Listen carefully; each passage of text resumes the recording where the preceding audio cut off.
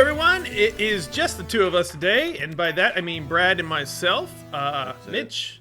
That's it. That's it. It's all you're getting. You're getting half a team today. Can we really call it half a team?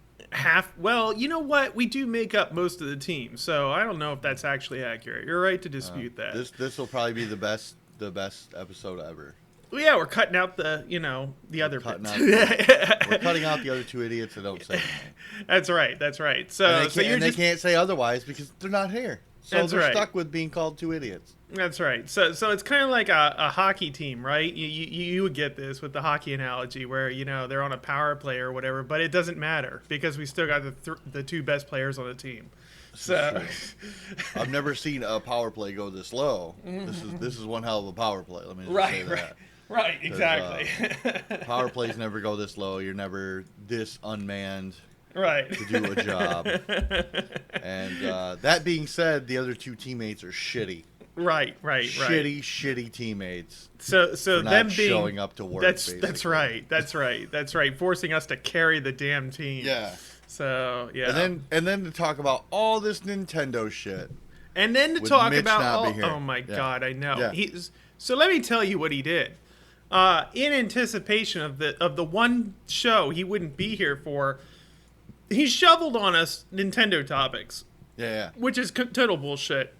It really is. It's total bullshit, and we are going to do them the service they deserve, accordingly.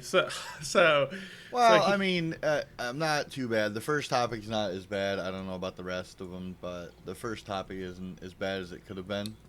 Really? So, as far as Nintendo news goes, they're saying that the NX is going to be a portable console with detachable controllers. Yeah. Which as a prior Wii fan, the controllers weren't attached.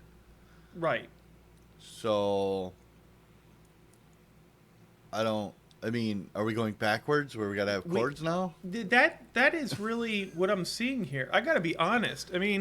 Look, everybody knows I'm pretty hard on Nintendo, and one of my main criticisms about Nintendo, and this is really shooting fish in the barrel, to be honest, is that Nintendo doesn't it inches forward like a slug in a salt pit. It doesn't make innovation. Innovation at Nintendo looks like, I don't know, some kind of glacial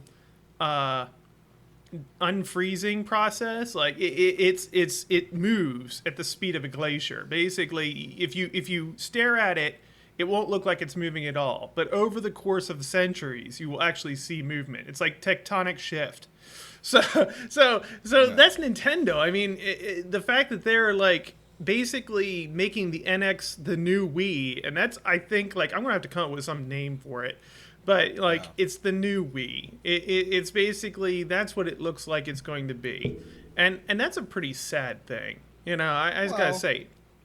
I guess I don't understand. The difference between the Wii U and this thing now, other than the fact that instead of a CD, they're going back to cartridges, which makes sense. A cartridge can hold a hell of a lot more than a CD can, even a Blu-ray at this point. Right. With the technology as far along as as long as it is, we're up to 256 gigs now for a fucking micro SD or an SD card now. Yeah.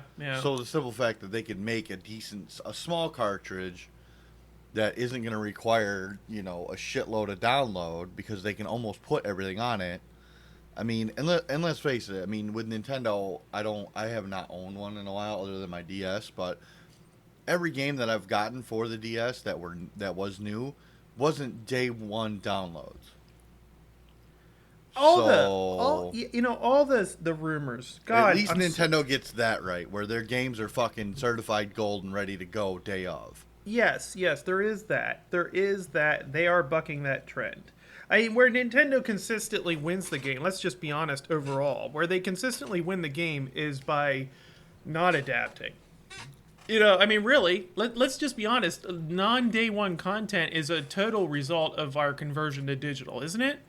Yeah. Because you just patch that shit in, right? Yeah. And that's the thing. You've got investors and people that, well, we said this game was coming out this day. It needs to come out this day. Well, that's fine. It's going to come out, but it's going to have a fucking patch. Right. We're going to have a You know day what I one mean? patch. We're going to patch that thing. We're going to patch it within the first week. It's all okay. Don't worry. We'll Yeah. put out the fire. And Nintendo, of course, sticking with cartridges, is just going to be like, well, we need to have this done. And, Well, I mean, I can't complain. Like I said, with my DS that we talked about before the show, I got the only cartridge game I got was a Zelda game, and it worked day one. yeah. Put it in, and it worked because of what it can.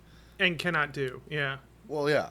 So, and I've not seen anything that I needed to download for the 3DS to play any of my games other than that, what wasn't ready to go. I've Right. not had one like that. And all that stuff that I've gotten digitally have all been, ready to go day of. Now, I've had, what was that Shovel Knight, I can download DLC, but I'm still, another thing that I didn't have to day one patch. Right. Right. So right. Nintendo is clearly doing something right there, but this detachable Whatever controllers. it is. Yeah. I mean, what they have for a picture doesn't seem to. It's not mind blowing. That's for sure. It's really not. It literally looks like a Wii U. With a But few enhancements. And even then, I don't understand what the controllers are going to do. Yeah, I mean, it's not something you get So- excited about. And this picture, if it's accurate at all, looks like you got the controllers broken up into two separate ones. Like you have the buttons Yeah, on the just- one, and you have the just like D-pad the on the Wii. other. Yeah, exactly. So it's like, and I didn't own a Wii, and a lot of people, as I understand, didn't own a Wii. So it's one of those things because I seem to remember that Wii's didn't sell all that well, even though there were people like you and Mitch who enjoyed them. But I don't think that they sold all that well. To the general populace. I just, it's one of those things where, yes, if going backwards has its benefits, Nintendo will shine in those areas. But it's certainly not any, even a step forward, let alone a leap forward. It's just Nintendo It's being one of those Nintendo. things where Nintendo is so shut off from the world. I mean, they've gotten a little bit of a spec analysis, but you don't know what it's going to do. You don't know how it's going to hook up. You don't know what it's going to look like. And that's the thing. He's just surrounded by rumors here and pictures that may or may not be accurate and things like that. The only thing we got is the fact that it's going to be the Tegra, which is nice. I mean, those are great mobile processors. Sure. But But again, they're not know- new. Yeah, it's not any. It's definitely not anything groundbreaking or new, but I don't know. You're not feeling this? Well, the thing is part of the problem with all of this stuff is the simple fact of I really want this to do well because I'm a Zelda fanboy. There's nothing more to say about it. I want to play the new Zelda game. I did not buy the Wii U because Zelda did not come out on it. Yeah, they made the little remakes and whatnot, and I can't get some of the newer ones on my 3DS, but I have no reason to buy a Wii U. Yeah. They said Zelda wasn't coming out. Okay, wasn't going to buy one. Yeah, you're No one of those problem people there. who will buy the system for Zelda. Yeah. So that's realistically the game I'm looking forward to, and I'm going to spend a ass ton of money for a game, for a system, for a single game. But I'm hoping that they continue on this trend of making more Zelda games, and the simple fact that it's going to be an open world game really has me excited. Yeah, God help Nintendo if they ever lose control of their games, right? Yeah. Because then there will be no reason to buy But I anything. always did like the idea of the Wii U, when the simple fact that you could play the game without the television. Sure. The fact that, if someone wanted to watch TV, that's cool. I can play it right here from the controller. That's pretty cool. The other thing I didn't like was that if you wanted a friend to play, they either had to use the old Wii controllers, or you had to pay another $250 for another, peripherals. tablet controller, basically. Yeah. That's a lot of money for a That's a lot of money for a in general. controller. Yeah. Yeah. That's just seems to be a lot of money. But, shit, they sell controllers for $50, and that's too much for me. Yeah, you can get. Even some of the third-party controllers are still $50-$60. Yeah. So they can't get around this, and I'm almost wondering if that's what Nintendo's doing. is that you can't buy a third party. Nintendo doesn't have a whole lot of third party stuff, even for the Wii U. You usually want to buy their stuff. You know, they make, I think, some of the charging docks for the Wii. Yeah, they keep it all in house. They're like Apple that way. Yeah, everything's kind of in house, so you can't, buy another, third party tablet. Not only that, but a third party's not going to invest in that because they're like, no one's going to pay $250 for another tablet controller. Right. So I'm wondering if this whole detachable controller thing is part of the. Yes, we still make a family console. We still make a gaming system for families, not just one person. Not just one person, and not just charging families $1,000 to have each of their own. Yeah, because God knows you're not a family of four isn't going to buy 4 of those fucking tablet controllers. That would be outrageous. Or maybe Nintendo thinks they will. I guess we'll see. I don't know. I mean, nothing at this point is even remotely, come into reality here, because it's one of those things where they push back the date for the release of this thing. And I think that's one of the other things that we are talking about here, is that Nintendo pushes back the release date, and it posted the biggest Q1 loss in 5 years. And most people are like, well, this is clickbait. This is whatever. It's not clickbait. It's just a regular annual data point. They did it for Microsoft and they did it for Sony. So it's not directed at Nintendo. Microsoft lost money too. The only one who really made money was Sony.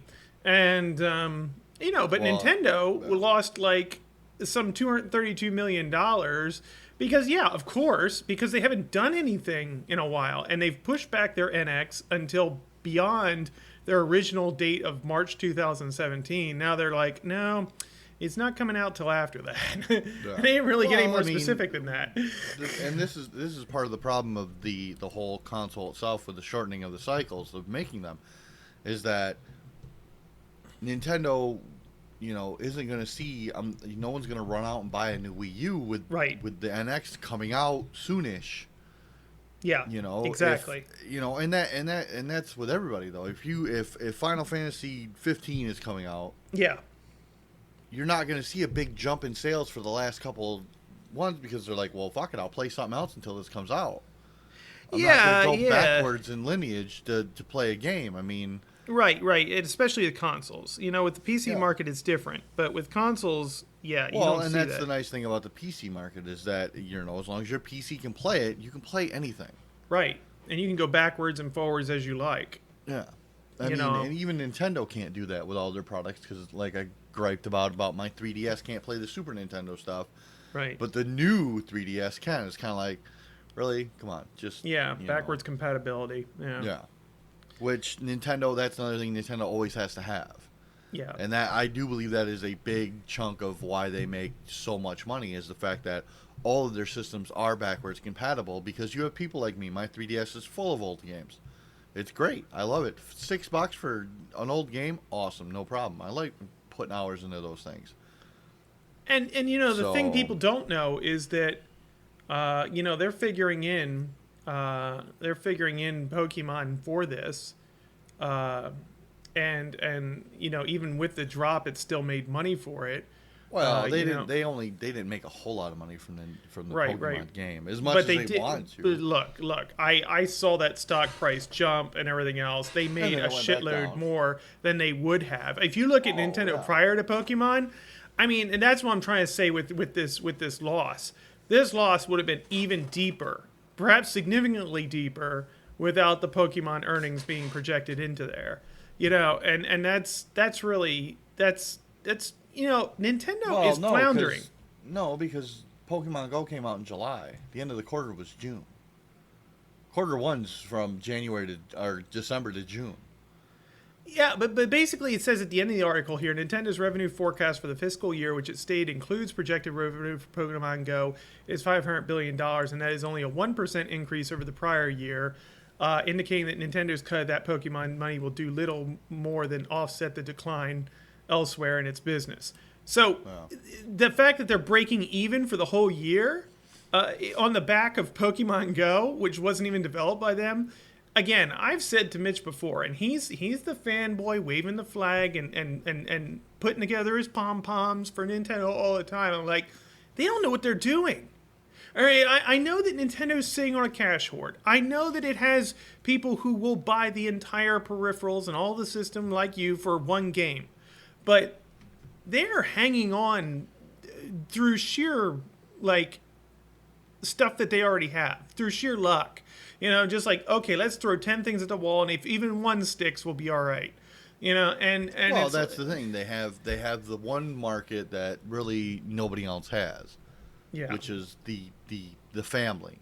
You can play these games as a family. It's not like your PlayStation where you can't do that unless you have older children. But anywhere from 5 to 10 range, maybe 12, 13, Nintendo is the family console. You can play it as a family. It's got it doesn't have all the mature rated games and all these other games that you don't want your younger kids playing, and in turn you can't play when the younger kids are around.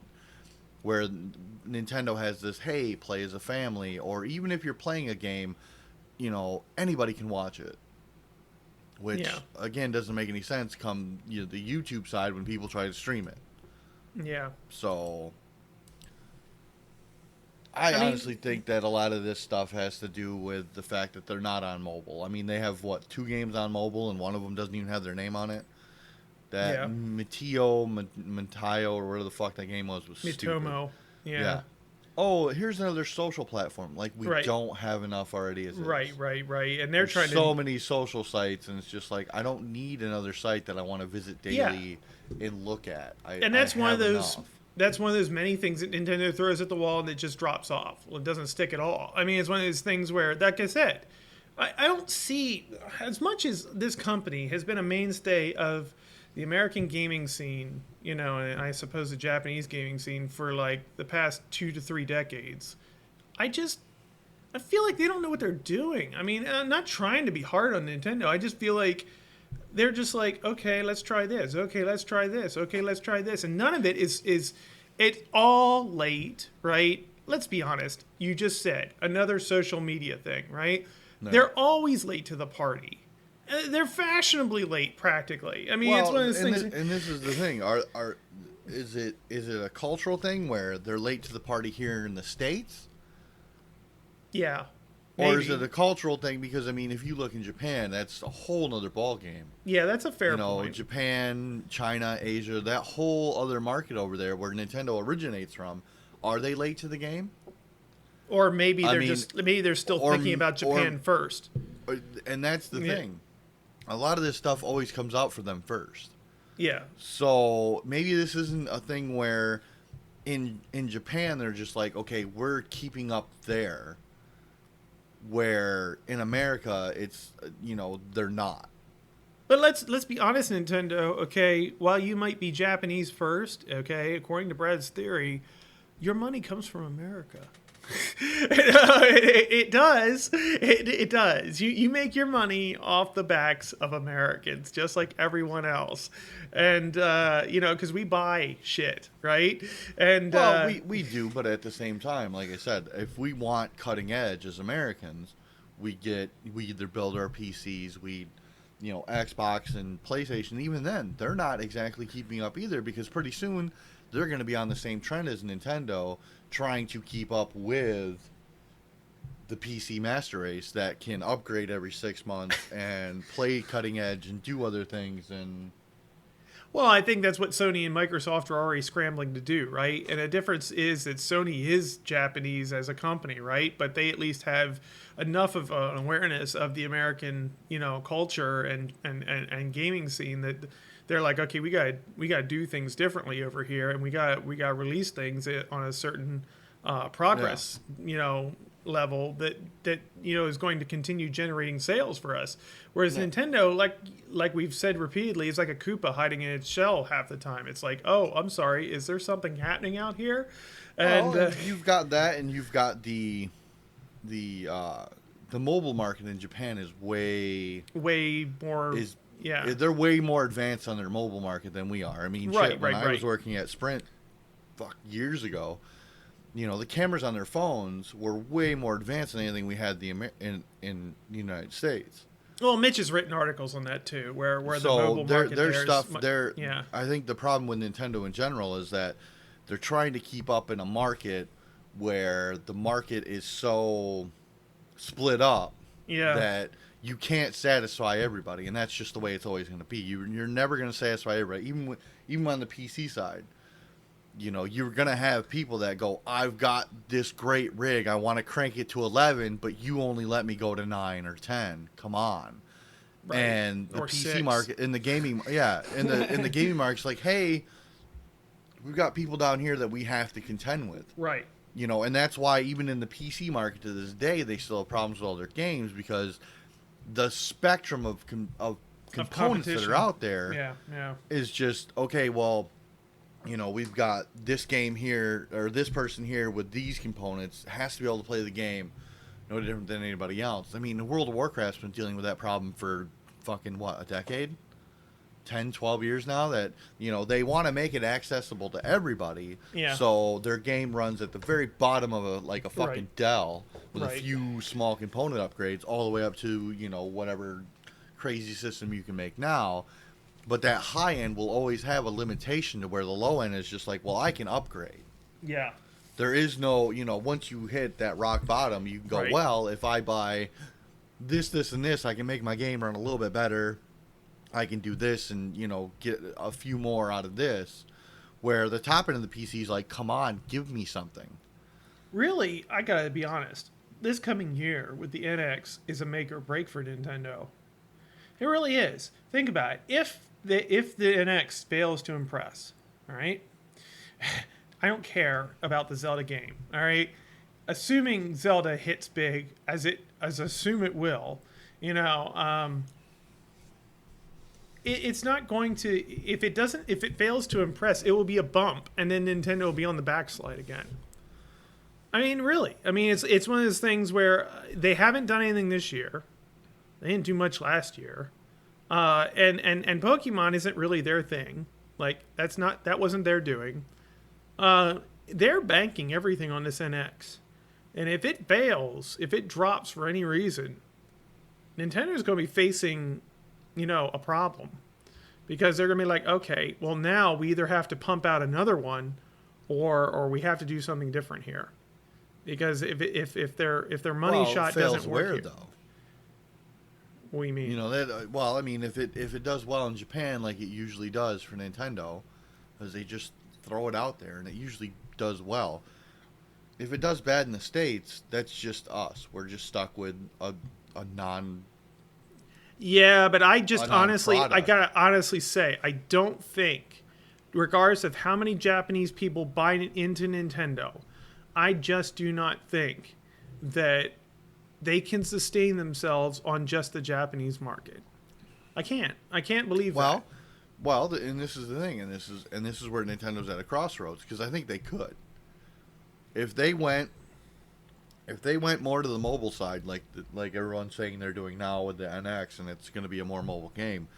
If they can figure out how to make that just a little bit better, I think they could thrive in Japan and the Asian markets by themselves, just because of what the culture is, and you know what they're doing already with mobile. Here in America, we don't want that. We have dedication or dedicated gaming time. Like, I know that on whatever day I can play this, I can play that. Where in Japan, in that market, it's go go go. Or we don't have that.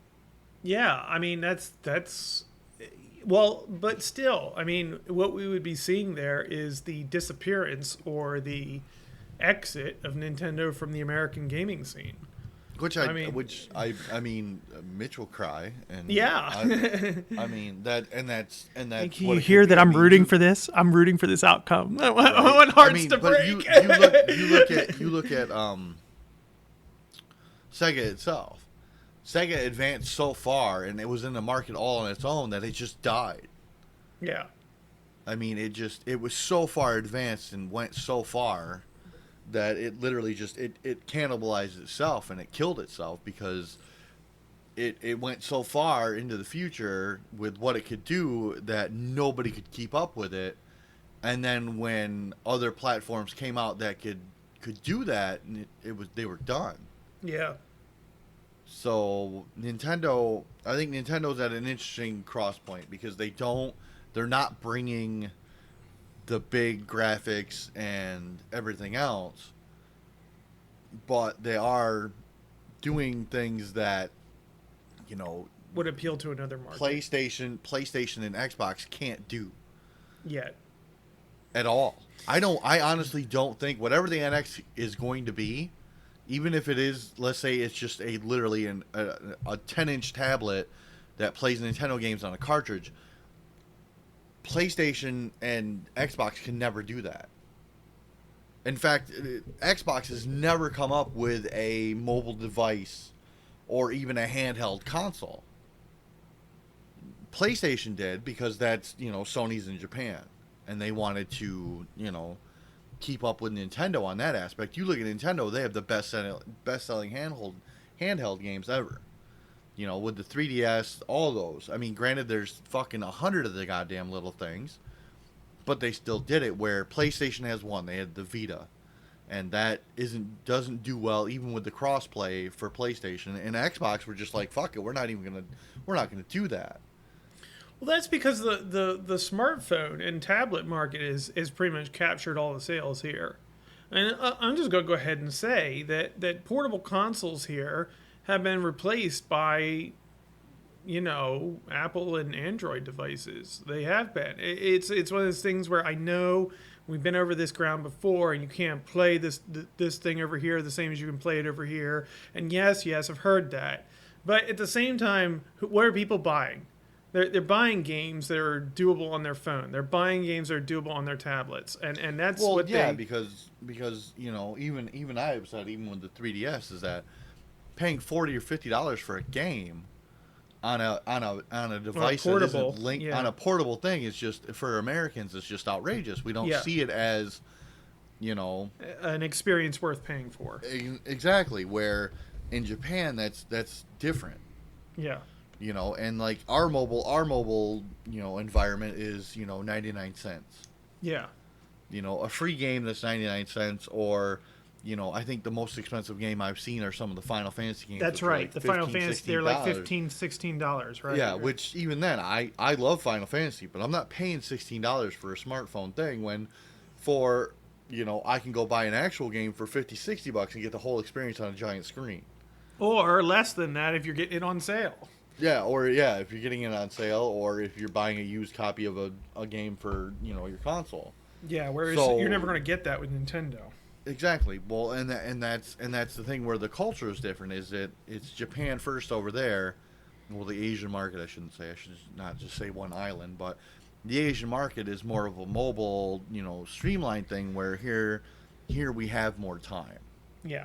To play, the games we want to play and what we want to. And we have the systems, and we're going to sit down, take advantage of the graphics and everything else. And exactly. So it's one of those things where it's like, Japan's Nintendo, what are you doing? Well, and that lies the problem of what, us as Americans over here are like, yeah, Nintendo, what the fuck are you doing? And then we look at, the Asian culture and we're like, oh, okay, that's what you're doing. So yes, the device is for everyone, but it's geared more towards the Asian market. Which, again, depending on how you look at it, you'll see as either a sustainable thing or as something that is going to result in their downfall. I mean, in my opinion, and this may be American ethnocentric, speaking as an American, are you still there, Brad? Yeah. Oh, there you go. Okay. Like went radio silent there for a second. So basically, speaking as an American who's looking at things from an American perspective and not looking at things from a Japanese or Asian market perspective, I think that at least in the American market, Nintendo is poised on a precipice here. And yes, I know they have their IPs. They have their Mario games. They have Zelda games, and they always will. And yes, they have the hordes of people who will run through the conferences just for a look at that game. I get it. That's guaranteed money in the bank for them. And they have been living off of that for 20 years. And they probably will for at least another 10 years, 10 to 15, 20 years. But at some point, If your hardware can't keep up, if your graphics can't keep up, you're not aiming for this market. Even Zelda won't be able to save you. No. And that's I'm looking at this. You don't have to agree with me. You don't have to agree with me. I'm just expressing one point of view. But if you don't do something, if you don't wake up, Nintendo, to the future of American gaming, we will be seeing the exit of Nintendo here in the next decade or two. Something that up until now has been considered unfathomable. I mean, let's be honest. Nobody ever expected Nintendo to leave the market. No one ever will. But well, it's one of those, I think that it'll always be the rule of three. Yeah. And I just don't feel like Nintendo is. I just feel like as we keep moving forward here with the software and the hardware, and Nintendo keeps lagging behind, resting on their laurels, resting on IPs that even they don't own, and throwing out stuff that, let's be honest, we started this conversation by saying, are they moving backwards? Are we going to get cords again? I mean, resting on, continuing to lag behind and resting on the technology they already have. I don't care who you're aiming at, Nintendo. As far as Americans are concerned, you're a fading star. And it's one of those things where you have the name brand. You're like freaking, what is it, Chrysler or a Cadillac or something like that in America, right? There's still those people that want one, but it's one of those things where you're a fading star, and that's my point of view. That's my point of view. I'm just saying that's what I see, and I don't see Nintendo. I mean, I just don't see them doing anything that is going to appeal to Americans and then going forward. Yes, family market and all that stuff, but I just, maybe I'm just being pessimistic. As a member of the Pause Your Game audience, based on research studies, you enjoy listening to podcasts and discussion of a variety of issues and trends in the gaming industry. Your interests are wide, ranging from dragons to VR, esports and raids, headshots and horror straight out of your nightmares. You expect to have your intellect tested, your horizons expanded, and your imagination engaged, and we know one podcast a week will not sate your appetite. So head on over to audibletrial.com/pause your game for a free 30-day trial and an audiobook on us. No matter what you seek, whether it's space marines or creatures out of myth, Audible will have a book you can listen to read by professionals like us while you wait for our next episode. But don't take our word for it. See for yourself. Go to audibletrial.com/pause your game and start listening to your free audiobook today. Well, I think it's one of those things where you don't have the family. Yeah. You don't see That's see true. the need. That's true. You don't Yeah. see the need for this when I mean, let's face it. There are families in America. It's not No, like of we're course all, not. There'll we're always all be not all families. dying. Yeah. We're not always dying out, but Yeah. I guess what happens is it going to be one of those things where Nintendo just falls off the market, or does Nintendo come out with something different? I could see Nintendo. The one thing I see Nintendo doing, but they won't do, would almost be like unfortunately, a Steam-like system. Yeah. Now, if they did that, that would probably be their saving grace. Yeah. I mean, that would be a step Because if forward. you really think about it, not only would it be a step forward to Nintendo, but it would be one of those things where you wouldn't have to buy a box. Right. And if you played it on the PC, that would be a thing. But I feel that even if they did that, they would alienate a whole group of people that, over there it's go, go, go. I have a few minutes, I can play this. You really don't have a lot of those options on the PC of, I have a few minutes, I'm going to play this. We do and it's called mobile phones, and we play, I gotta go, I'm going to work, so I gotta take the subway from here to here. I can play a few levels of Candy Crush. Yeah. You don't get that feeling when you sit down and, Fallon's just like, shit, I got 10 minutes to go to work.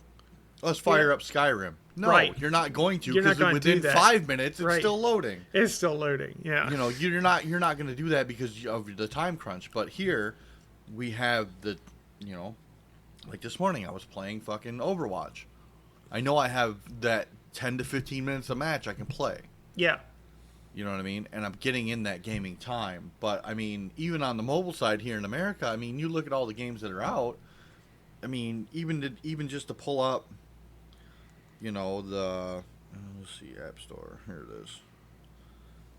And you go topping the charts, and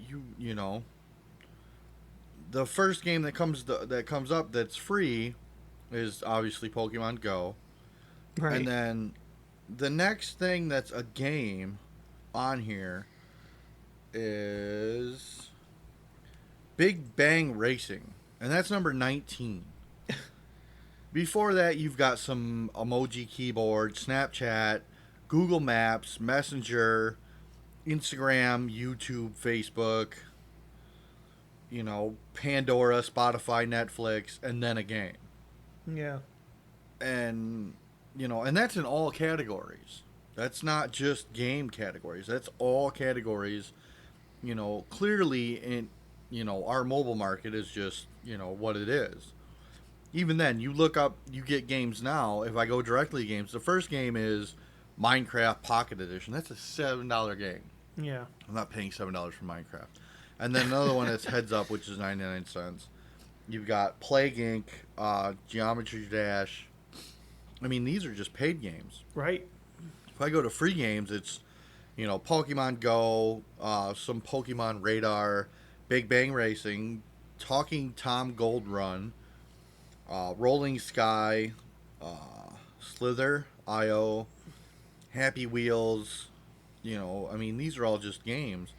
The top grossing game, obviously, for that is Pokemon Gold. And you've got Mobile Strike, Game of War, Candy Crush Saga, Clash of Clans, some free slot casino game, Candy Crush Soda Saga, Clash Royale. I mean, these are just all games, but these are games that you sit there and play for a few minutes and then you're done. Yeah. This isn't Skyrim or any other, RPG that you're sinking 300 plus hours into. Right. Well, I guess some people do sink that many hours into Candy Crush, but I don't understand that. But yeah, I don't know. It's these just people. the difference between the markets are so big that I think Nintendo is at a point where they're like, we can't satisfy everybody, but we still have money to spend. Yeah. So they are throwing everything at the wall to see what sticks because they have a broader audience than realistically the 360 or the Xbox One, PlayStation, and the PC market does. If you really think about it, if anybody has the broadest audience out of everyone here, it's Nintendo. And being that where the other two consoles are at plus PC, they're like, fuck, what are we going to do? Well, fuck, we've got money. Let's throw shit at the wall and see what sticks and go from there. That's so And messed with up. the sales of Wii U and their backstock of Nintendo games and everything else, they can't alienate anybody, and they can't narrow down their parameters of what they're going to make because of the broad audience that they have to accommodate to. Which, I mean, if you truly think about it, is fucking mind-boggling. The cultural differences that they sell their systems in is just fucking, crazy.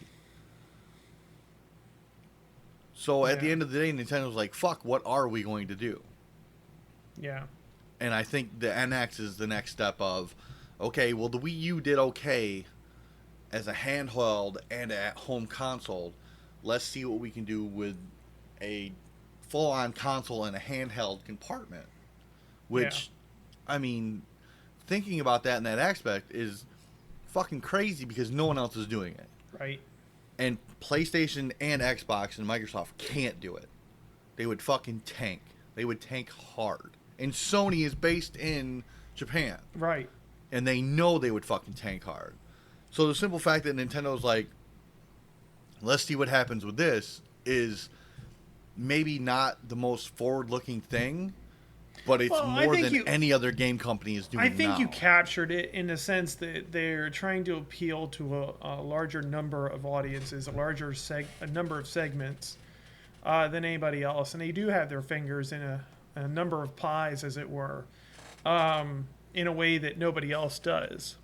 Question is, will that break them? The question is, I mean, they're the jack of all trades, right? That's really what this comes down to. They're the jack of all trades and the master of none, right? That's really Nintendo all over the board. They've got their hands in a million pies, right? Just like you described. They're trying to appeal to a number of different audiences, a number of different cultural audiences and things like that. And they've got themselves spread out, developing all these devices that, for the most part, if you look at it from the perspective of any single audience, most people are scratching their heads going, who's that for? And it's one of those things where Nintendo's like, well, it's for these people over here, and these people over here, and these people over here, and this is for those people, and this is for those people. And it's like, okay, fair. You're the jack of all trades. I get it. But it's like, okay, can a jack of all trades survive in this world? Can they continue to be like, well, we got something for you. We got something for you. We got something for you.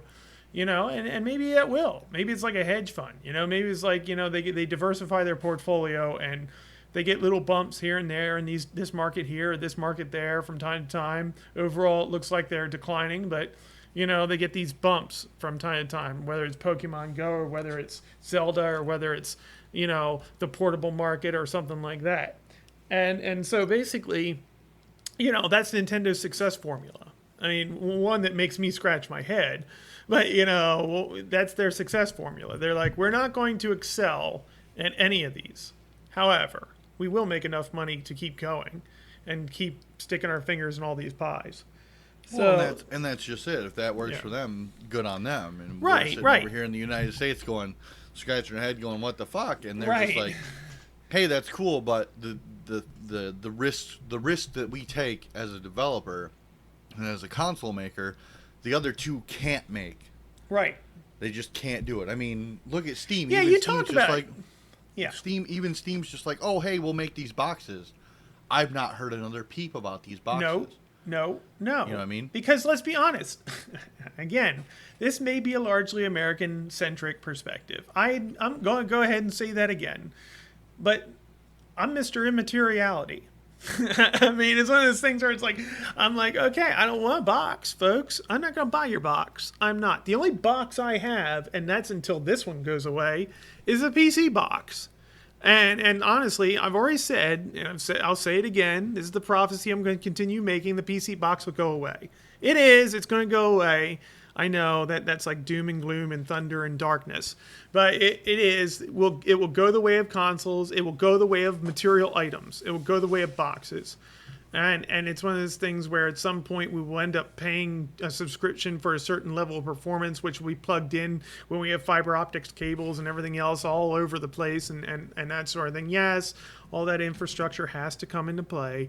But at the same time, when it does, it will basically make the box obsolete in the last niche market that it's housed in, which is the PC market. Well, but basically, I don't agree with that. Right, I know you don't. Well, the simple fact of the monopoly of the owners of the fiber optics. You know what I mean? Yeah. There's always going to be that and there always has been that, customer versus, company. And I just the fact that the way even the way money is now. And, you've got people that are below the poverty line that can afford at least a decent PC that can at least play. Are those people that are going to get cut out? And, the consumer is always right. As much as I'd love to be box free, you know what I mean? That would be great. That would be less stuff I'd have to buy. There'd be less upgrade. But at the end of the day, there will always be a box because your signal has to come into something and go elsewhere. I'm looking 20 years down the road. I am. Even 20 years down the road, I mean, you still are going to have a box. There will always be a box. Whether your box does everything or your box only does one thing, you will always have a box. You can't even plug in now. You can't plug cable internet into your television and watch TV. Insofar as we need anything to project the signal, that's why you'll have anything at all. But that's it. If you can get rid of that, you won't need that either. And that's what I'm talking about. It's one of those things where I'm going to say that 80% of what we have right now is connection dependent. In other words, you need that connection. You need it now. It's online only. It's that shit. Okay? And it's basically like, so the more we need that connection, the more we could actually pump through that connection, like you can stream movies now and everything else, the more the connection will be all you need. And that's why the box is slowly shriveling and dying. That's why it's like an end to a plant that is no longer needed. And basically that's what's going to happen. It's going to be all about the connection. It's going to be all about that connection being wireless. It's going to be all about that connection reaching you without even needing a hardware port into your home. It'll just be some kind of like address that is registered on the satellites or whatever. Yes, I'm in fantasy land right now, but two decades from now, who knows what can happen?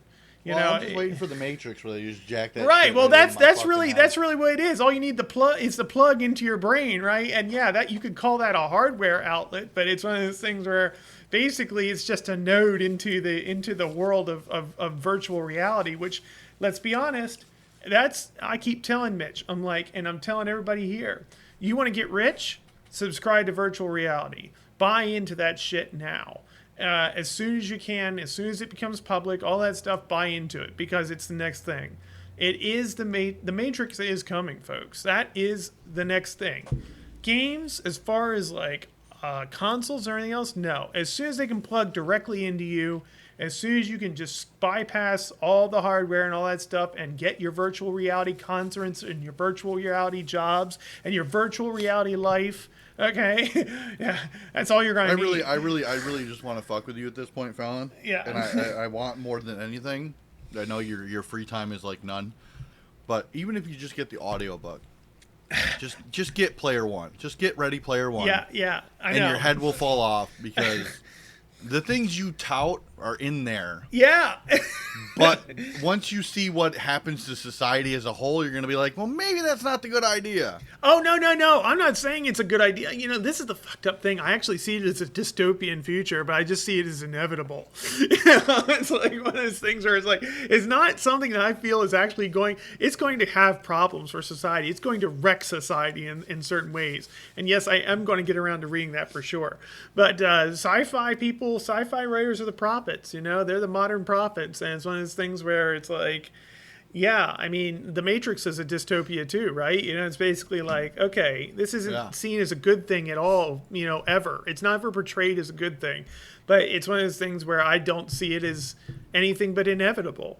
To quote Agent Smith, it's inevitable. It's what it is. It's coming. So I'm looking forward to being my own battery, though. Yeah. If the future has taught me anything, like The Matrix, is that eventually we will harness the power and we'll be our own battery. Right. We'll be our own battery. To run our Nintendo handheld console. Right. And the worst part about that is it's no longer a game, is it? It's basically like we've recreated life so that we can go to work every day. There's so much horror to that universe. It's like the job isn't even drive to work anymore. I'm okay with that. The job isn't even necessary. None of it is necessary. It's all fictional, right? It's all just like nobody's going to work. Nobody's doing anything but being a battery. You could do whatever you wanted. It's just like, the dystopian nature of that universe is that nobody buys it, when you have a paradise. Like, people can't get their heads wrapped around it. They need to slave away. And it's like, the slaving away has become pointless at that point in technology. They're not actually doing anything. They're just providing power, right? So all of it is just some fictional. People that don't do this will just literally sell themselves for power. Right. Like, oh, hey, is your battery getting low? Well, you can use some of my juice at, $10 an hour or whatever and whatnot, and they'll just lay around making money, doing nothing. Right. So why not? Yeah. I think Nintendo will do something, and who knows, maybe one of their ideas on the wall just can't be done. I honestly think that Nintendo is almost like Sega to the point where what they want to do, they can do, but being that they have such a broad audience, they can't They can't pump the money into it. So they do these little increment things of, well, let's try this. Well, let's try this. I'm willing to bet that Nintendo has something on the wall that can't even be built for the masses because of their broad audience. And if that happens to land on and stick, I feel bad for Microsoft and Sony. Because they can't take these risks because they don't have the money to take these risks. Well, yeah, and they don't have the place in the market that Nintendo already has. I don't know if it's taking risks as it is, they just can do it, because they already have a market share. Well, I mean, it's like you said. I mean, everything they do is a risk because they don't know what's going to stick. Yeah, well, that's true. You look at the sales of the Wii U, the Wii versus the Wii U. The Wii U sold more over a longer period versus the Wii U, and they made it anyways. Yeah. I mean, they're pumping these things out, and granted, every game company and all hardware loses money on that because they're banking on their exclusives, where Nintendo's just like, we have what we have. We're just going to throw this out there. We don't need... You never hear about Nintendo with their exclusives. When's the last time you heard Nintendo had a new exclusive? Right. Where PlayStation, every console, they have some new exclusion game that you can only get on our console. And Xbox wait a is minute. the same thing. I mean, Nintendo's like that. That's Nintendo's platform from start to finish. Zelda, But what Mario. I'm saying is that you look at the Last of Us for the PlayStation. That's a PlayStation exclusive. Yeah. But every console cycle, they have a new, you can only get this here. You can only get this here. When's the last time Nintendo has touted that? Saying, oh, you can only play this brand new IP here.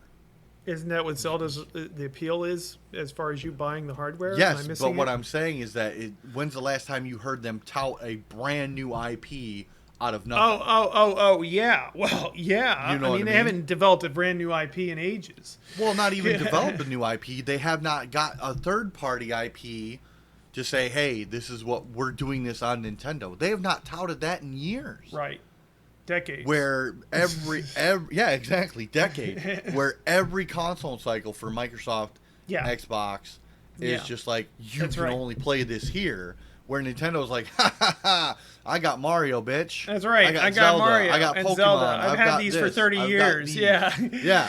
I've got these main stages that have been here since my fucking Gen 1. Since your father was playing. Yeah, since your father was playing Gen 1, I've had Mario, Zelda. Yeah. Pokemon wasn't out then, but it was shortly after one of the first handheld came out for Nintendo. Those 3 IPs alone have been them since day one. Yep. And yet, Microsoft and Xbox, or Microsoft and PlayStation can't tout that because every console cycle they're vying for, well, this is a brand new IP you can only get here, making them relative in the market if you truly think about it. Yeah. Because if it wasn't for exclusivity, we'd all have fucking PCs. And look at Xbox. They're even going that way of saying that, okay, if you buy something on Xbox One, we'll give you a free copy for your PC. Yeah. To the point where they're just like, eventually, I honestly think Microsoft is going to go full software. And if you own a Windows-based computer with an Xbox Live account and pay your monthly thing, or yearly, whatever it is, I think it's yearly for them, we'll give you Xbox games. Yeah. Where it's going to come down to is, like you said, a subscription-based system. Yeah. They're already going that way. Yeah. Because there is, the limitations on a PC is what you can build. Right. Where the limitations on an Xbox is, well, hey, we threw this out there because this is the best all-around hardware. I mean, because if you look at the difference between the hardware on the PlayStation and an Xbox, there's really no difference. Right. Because they know that if they build this a certain way, that their games across the board will all be the same graphics-wise. That's why it's always fun to watch a new game come out, and then you go to YouTube and be like, this is what it looks like on PC, this is what it looks like on Xbox, this is what it looks like on PlayStation. And you see the degrees of difference between the three, and the PC always looks the best. Yeah, and once they can get rid of the hard ceiling of, okay, this is the hardware we have to work with, then you'll see games being able to come out in whatever versions they want. The problem is that not everyone, you buy that console, and they're starting to step away from this. I can see this in the next couple of years as well. Is that the console cycles are going to get way shorter? That's what they're because doing. They can't compete with the PC. That's what they're doing. But and here lies your problem of your dystopia future of they're going to get rid of the boxes, is that they can't. They can't make money without the boxes because they don't make money on the PC side. When I buy my PC box, just the case itself, Microsoft doesn't see a dime. Now, when why I buy is that? when I buy my stuff, Microsoft doesn't see a dime. Same thing with PlayStation. When I build my gaming PC, they don't see a dime until their software is purchased or used.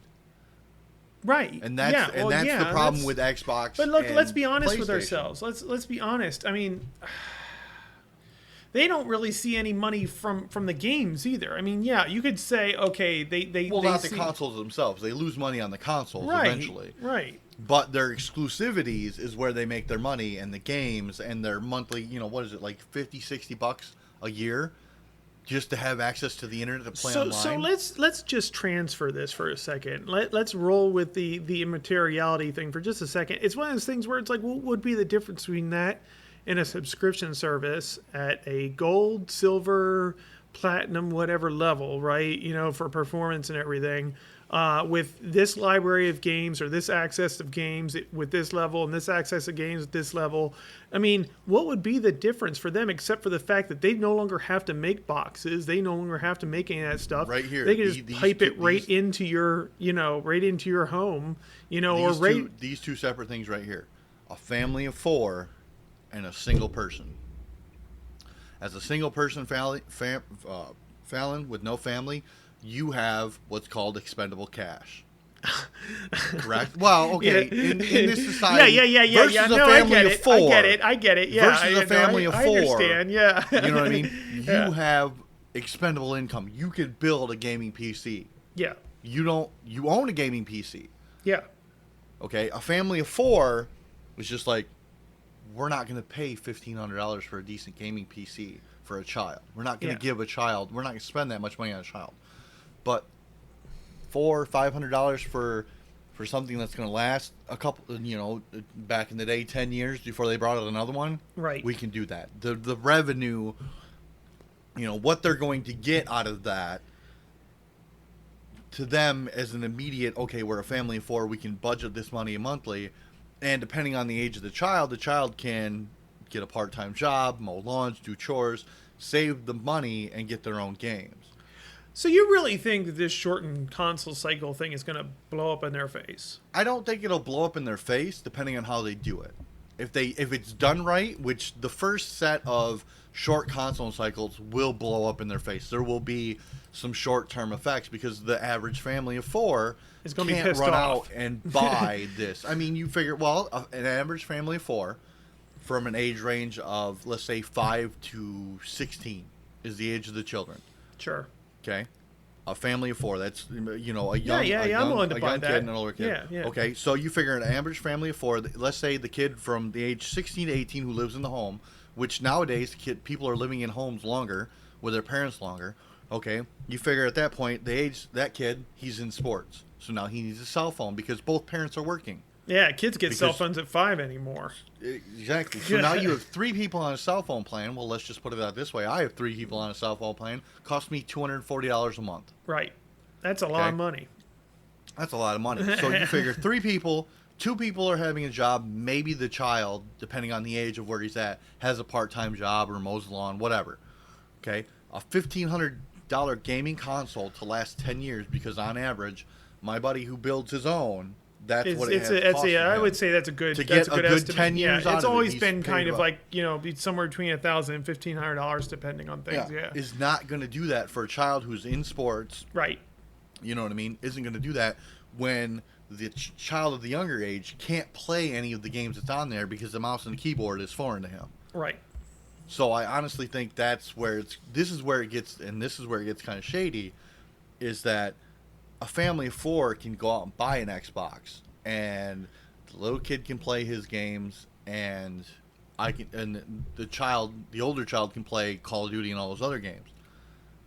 Where you can't do that with no box. A family of four cannot afford that $1,500 on the high end PC where they can afford the Xbox for a Christmas gift. Yeah. Or a PlayStation for a Christmas gift. They've been saving up probably all year for, depending on their budget. Yeah. Now you get a family of four where only one person's bringing in the money. There's no way they're buying a gaming PC for a child. And that's where I think Xbox and Microsoft, or Xbox and PlayStation, has that kind of market cornered, because they're not, real expensive, but they're not super cheap. Yeah. And I think the next couple of years, when they actually start to figure out what the cycle time, console cycle can be, is going to be shaky. Yeah. And it's going to be based on exclusivities and what the family brings in as an income. Well, they like I said, they've looked at what phone companies have been doing, right?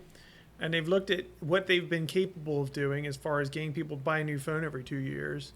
And they're thinking, okay, well, everybody, you're getting your kids new phones too, so maybe you might be willing to get them a console as well.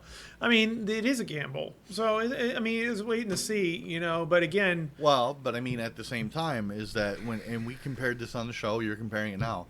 I don't need an Xbox. My child does need a phone because he has soccer, he has whatever sports he's into. I have to be able to pick him up. Yeah. I need that communication line. To me, is more important than my child having an Xbox. Right. So if it comes down to, well, you do it for the phone, well, the phone's not really a commodity anymore. It's more of a, I need this. This isn't a shit. What am I thinking of? They're trying to do it with the internet. It's no longer a shit. I can't think of what they were calling it. What was it? They were saying the internet is no longer an extra thing. It's something you have. It's an essential. It's no longer. It's like an electric. It's like electric and gas and everything else. It's not. It's a living essential. It's basically It's a utility now. It's something I need to live day to day. Right. That's what we were talking about with net neutrality. Yeah. It's not a commodity anymore. My child goes to school. It's not a luxury. It's a necessity. There you go. It's not a luxury anymore. It's a necessity of life, because my child now, some schools are giving out iPads to do their homework on. Well, they need an internet connection. I have to have that at home for my child to be able to progress in school. Right. That's true. Yeah. So, you know what I mean? Where a cell phone now is no longer a commodity. It's becoming a necessity. Luxury. Yeah. It's a necessity of life, because two working parents need to know when child A is getting out of sport B and needs to know when they need to pick them up. Or, child needs to be able to get a hold of parents and say, hey, I dropped my kid off at this place to be with his friends. He needs to call me. Well, and when's the last time he's seen a fucking payphone? Yeah, and that's a cultural shift too. I mean, it's one of those things where it's like, it used to be, right?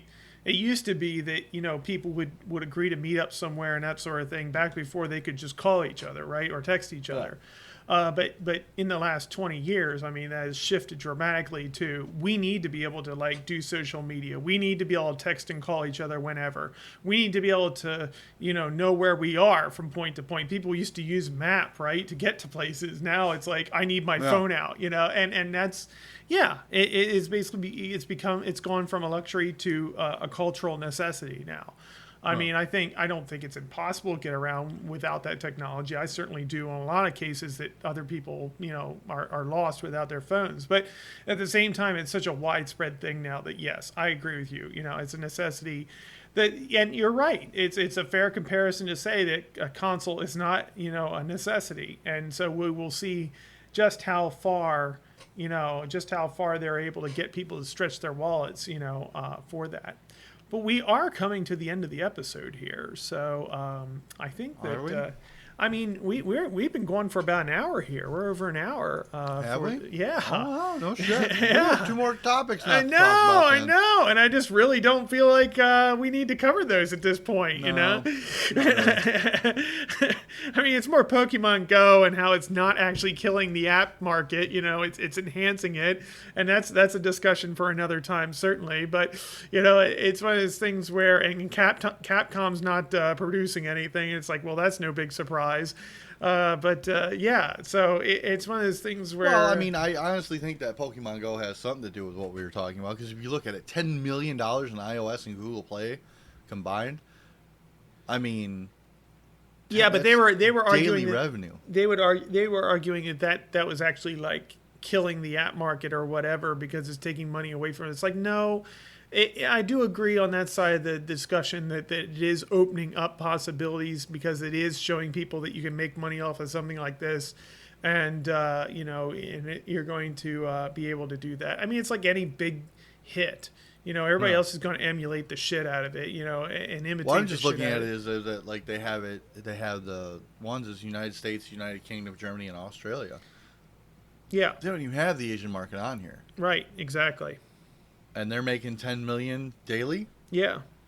Now, granted, the Google Play one is a bit shady because there's things you can do for Google Play on Google to get Google Play money. Yeah. And then you can turn that money and use it as for Pokemon Go. So I think that part's a little shady. But the point, the overall point is that some people are saying, "Oh, well, this is killing apps," and other people are like, "No, this is opening the door for new apps." And I happen to think that yes, it's opening the door for new apps.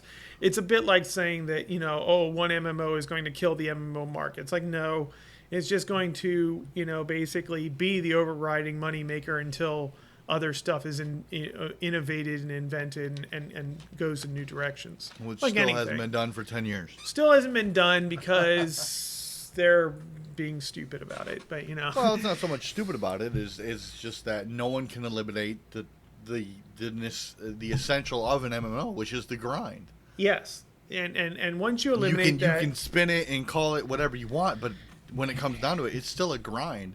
You just pick the MMO, which... one, you're okay with the grind, really. Yeah, and once you eliminate that's all that, there is to and it. they will. I mean, once you turn the grind into something other than a grind, then it will be eliminated. But like I said, and like you've said earlier in this episode, the graphics for World of Warcraft, not so much, and technology keeps moving forward, and eventually you're going to have to develop a new kind of game for the new technology and everything else. Just waiting for life, the MMO of life. Yes, the Matrix, the VR. I want yeah. to kill things and get gold and money from right, them. Exactly. You know, like if my coworker sucks, I can kill him, but it's okay because it's MMO. Because it's an MMO, and yeah. I get his paycheck. Right, exactly. Exactly. You know, and we all live on fake money. So, yeah, fake money. In our batteries. Yes. Kill my coworker and just keep him alive long enough to use his battery. Use him as a battery. That's right. How many batteries you got this week? I'm up to 6. That's what I'm talking about. All right, folks. We hope you enjoyed this episode, and we will be back next week, hopefully with a full crew, or at least something of full crew, because I probably won't be here because I'm traveling next weekend. But maybe it'll be just me. Maybe it'll just be Brad talking to himself. I think Mitch will be back, but you know, who knows? Know. He's got Comcast. That's right. So no guarantees. Maybe if it boils down to just me, I'll figure out how to. It'll be the first live pause your game episode. Somehow, I don't know how.